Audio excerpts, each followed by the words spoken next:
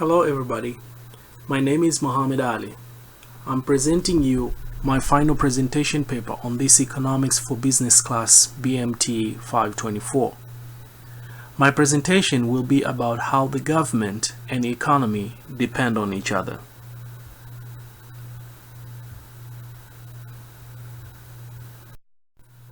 In order to understand this topic, first we have to understand core definitions of government and economy, so at least when we talk about them, we can differentiate them from one another, and also seeing how they depend on each other. According to the Business Dictionary, a government is a group of people that governs a community or unit. It sets and administers public policy and exercises executive, political, and sovereign power through customs, institutions, and laws within a state. While economy is an entire network of producers, distributors, and consumers of goods and services in a local, regional, or national community.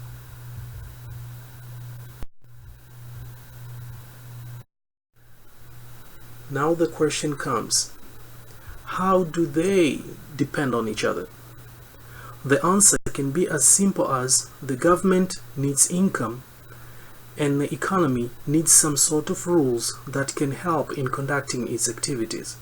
So when the two meet, that's where we see that one can influence the other. Now let's see how the government can influence the economy.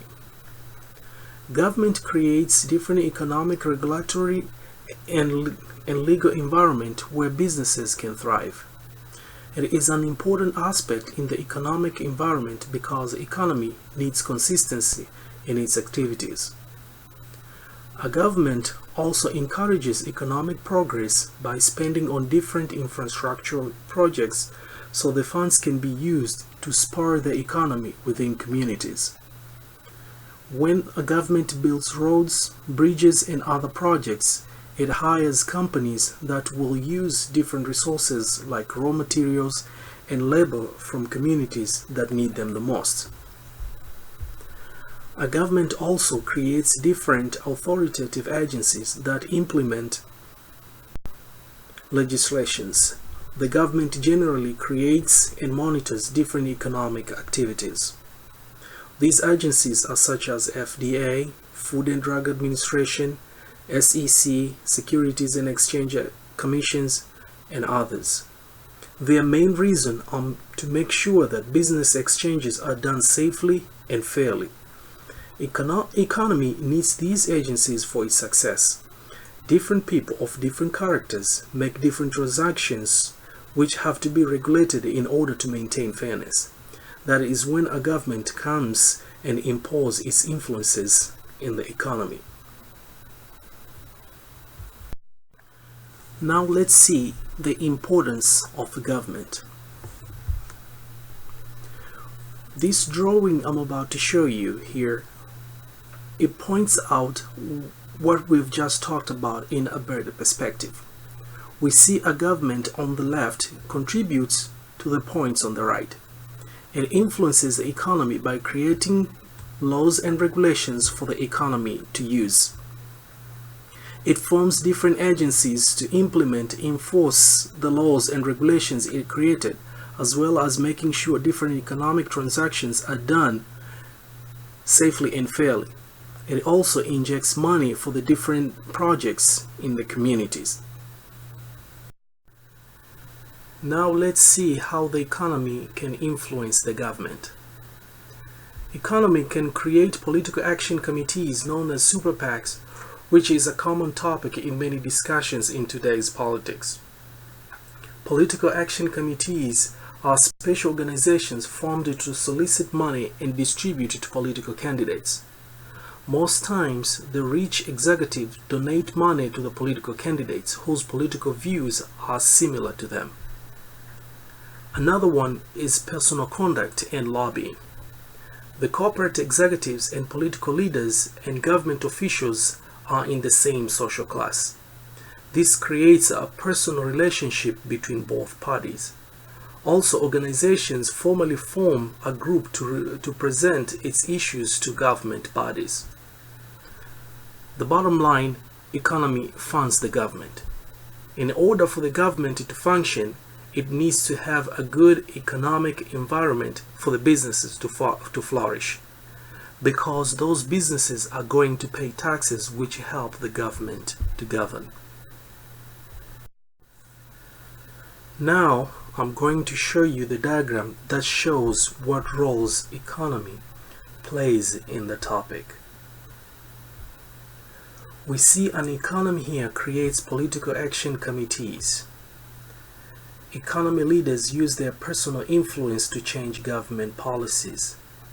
And also we see the economy funds the government through taxes and fees. Here is when we see the full picture on how these two entities depend on each other. No matter where you will start to look at this diagram, it explains that what the following step will be. If we start looking at the government, then it shows what the government can offer to the economy. And once the economy receives what the government offers, it turns around and gives it what it can offer back to the government. Then once the government receives it, it gives it out again, and the cycle continues. Now let's see what we as a society can get out of these two items relationship.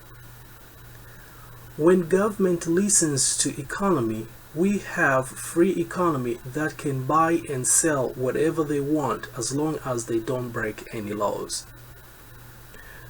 People can become more developed and wealthy because they exchange ideas, materials, and compete in a free economy. People can become more literate because they have to learn on how to compete on the economy. And free market economy allows business owners to innovate new ideas and develop new products and offer new services. Defenders of government influence in the economy or the economic influence in the government may point out that the benefits we enjoy as society from the government regulations or freedom of conducting businesses far exceed the cost to most businesses. But also we have to be careful on some scenarios that we may find ourselves into. One is a market failure. If the economy is not regulated good enough, it may spin out of control and consequences will be severe, such as societies to fall into depression. Another one we have to be careful about is economic profit motive. The primary objective for any company in a free market economy is to make a profit. In many cases, company may sacrifice worker safety, environmental standards, and ethical behaviors in order to achieve those profits. What we have seen so far is how much these two entities are depending on each other to function. Some can say that one can function without the other, but in a good working environment, they depend on one another. We have seen that in order to have a good government, people have to be free to do whatever they want as long as they are not breaking any laws. And the biggest thing people like to do is making money and engaging in economics. People interact with one another in doing trades. In order for that to happen fairly, they need a third party, which is a government, to come in and make sure things are going as they should. So it is important to have them both. Thank you.